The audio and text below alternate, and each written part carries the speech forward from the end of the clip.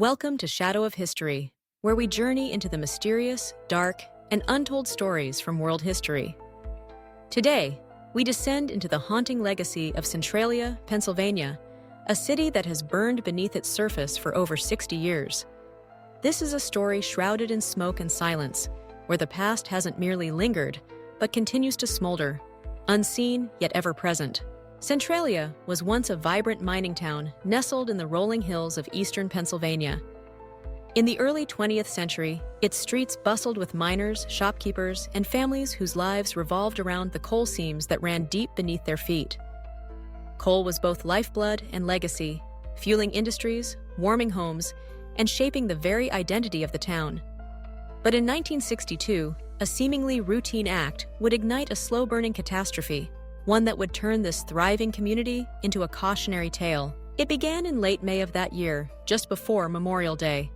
The town council authorized the burning of trash in the local landfill, a standard practice meant to tidy up before the annual parade. But beneath the landfill lay the entrance to an abandoned coal mine, a relic of the boom years when any accessible seam was worth chasing.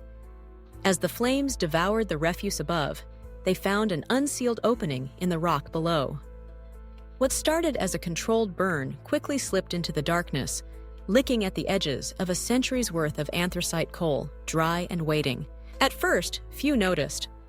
The fire smoldered underground, invisible to the eye, but it moved with uncanny persistence, creeping through old mine tunnels, feeding on the endless seams of coal, following cracks and fissures like veins in the earth. Days turned to weeks, and the fire refused to die. Workers tried to smother it with sand, clay, and water, but the heat was relentless. It outsmarted every effort, worming its way deeper, branching into new passageways. For a time, life above continued as usual. Children played in the streets, unaware of the inferno beneath. But then, the signs arrived, at first subtle, then impossible to ignore. Wisps of smoke curled up from the ground, carrying the acrid scent of burning coal. Yards warmed strangely in winter. Flowers bloomed early, confused by the unnatural heat. Residents noticed cracks appearing in sidewalks and streets, sometimes wide enough to swallow a foot or bicycle tire. The ground was becoming unstable, betraying the secret chaos below. The true danger, though, was invisible. As the fire consumed more coal, it released lethal gases: carbon monoxide, carbon dioxide, and sulfur compounds. These seeped into basements and crawl spaces, sometimes filling homes with a sickly, metallic odor. Families awoke with headaches or dizziness, not realizing they were being poisoned in their sleep. Silent and odorless, carbon monoxide crept through the town like a shadow. The turning point came in 1981, nearly 2 decades after the fire began. A young boy named Todd Domboski was playing in his grandmother's backyard when the earth opened beneath him. He plunged into a sinkhole filled with hot steam, barely grabbing onto a tree root before being pulled to safety. The hole was over 4 feet wide and filled with toxic gas. The temperature inside measured more than 150 degrees Fahrenheit. The story made national headlines, exposing the true scale of Centralia's disaster. The government could no longer ignore what residents had long feared. Centralia was under siege from below. Federal funds were allocated for studies and, eventually, for evacuation. Some locals resisted, convinced that the fire could still be contained or that the dangers were exaggerated. But as the years wore on, the evidence became overwhelming. Houses tilted as their foundations crumbled. Flames erupted from cracks in the ground. Air quality plummeted. The state invoked eminent domain, offering buyouts to families who agreed to leave. Legal battles erupted, pitting neighbor against neighbor, as some clung to their homes while others fled. By the 1980s, most of Centralia's residents had gone. Entire streets were abandoned.